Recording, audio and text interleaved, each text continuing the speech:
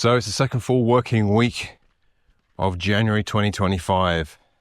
And hopefully if you've set a New Year's resolution to get fitter and healthier this year, that your plans are still going strong. Now in this video, I'm going to be talking about the reasons why I think fitness is so important in middle age, why you should be treating it as your biggest investment, and how you can take the goals that I talked about in the last video and start turning them into lifelong habits. So similar to setting up a retirement fund, you're basically investing now to reap the rewards later on in life. So I mean, you, similar to me, may have some friends that really had their act together in their 20s and started investing into a pension then. I know I certainly didn't. Time is still on your side. All being well, you're not going to be facing any serious illnesses just yet. If you watched my last video on setting short-term goals to help keep you motivated, if you have set yourself a goal, good on you. It will definitely get you out the door and moving along. The problem that I have with goals is that once you hit them, you tend to lose your drive. I'll give you an example. About 2014, I decided at the tender age of 34 that I was going to embark on my very first marathon. So I did a couple of months prep and got out there, did the run, finished it. No record-breaking times, as you can't imagine they would be, but I was absolutely bouncing. I thought, this is it. I love running. This is going to be my thing. Now, what I also did is I took advice off a few other runners, and they always suggest that once you've done something significant like a marathon, you need to take some time out to rest and recuperate. And it made perfect sense. So I took a week off, and then after that week, my legs were still not quite 100%. So I thought, you know what, give myself a second week off. And after that, life got in the way. So I had to be working away, and I couldn't find the time to actually commit to doing my running. And long and short of it is, I didn't do another marathon for another decade, which kind of brings me on to the point of building a habit. One, forming a habit is actually quite difficult. And two, once you have a habit, it's equally difficult to break it. So I saw an article the other day in The Guardian that said it takes 66 days to form a habit. Now, personally, I think that may well be the case if we're talking something easy or something pleasurable, perhaps learning to play a musical instrument. 66 days of spending an hour every day doing that, it might actually work. Exercise, on the other hand, tends to take me a lot longer than 66 days to be committed. I think the main reason for that is that exercise is not a comfortable thing, certainly not when you start out, and by all accounts, it's not particularly comfortable no matter how long you do it. It's a lot harder to start when you're older. You've got a lot more aches and pains.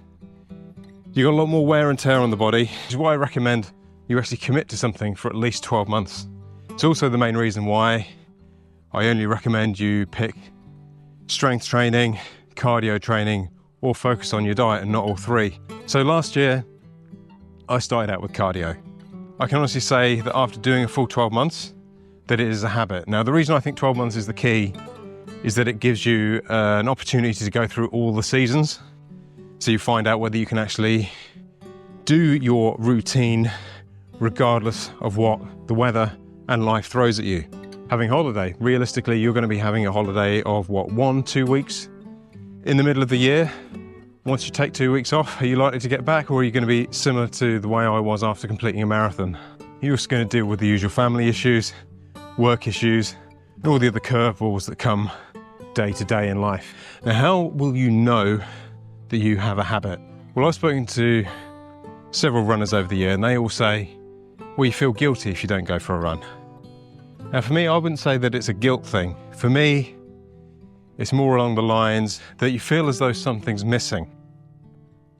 More like when you forget to brush your teeth, you forget to wash your hands. The reality is, once you remember that you haven't done that, you kind of want to self-correct. You immediately want to go and clean your teeth or wash your hands. And it's the same, if I haven't done cardio for a couple of days, I start to feel a little bit out of sorts. Now, 12 months is obviously a completely arbitrary value, no different to 10,000 steps of walking every day. And hopefully once you hit that target, you don't just stop dead in your tracks. I mean, if you find that you've actually developed a habit within 6 months, then of course you can start looking at doing one of those other two elements of health and fitness. So for example, last year I committed to doing cardio. By the time I got to around about August, I was confident enough that I had a habit in place. So I also then started actually looking at strength training and started lifting. So that's what I'm saying, that is investing in your health and fitness, especially in midlife, is probably one of the best and wisest decisions that you can make. It doesn't necessarily cost you any money. If you're watching this in your middle age, you'll have no doubt seen what happens to your parents and your grandparents. It's going to happen to you. I know it's not a popular topic to talk about, but the older you get, the more you break down. It's just the nature of existing. I know there's a very big don't die kind of element going on in the world today. Longevity, it's all great, live as long as you possibly can, live as long and healthy as you possibly can, but the only way you're going to do that is actually by investing in your health and fitness. And finally, just be aware that these things take time. It's not a 66-day thing. It's not a 1-year thing. This is a lifetime thing. That's the whole point of building a habit, is that you keep fit for life.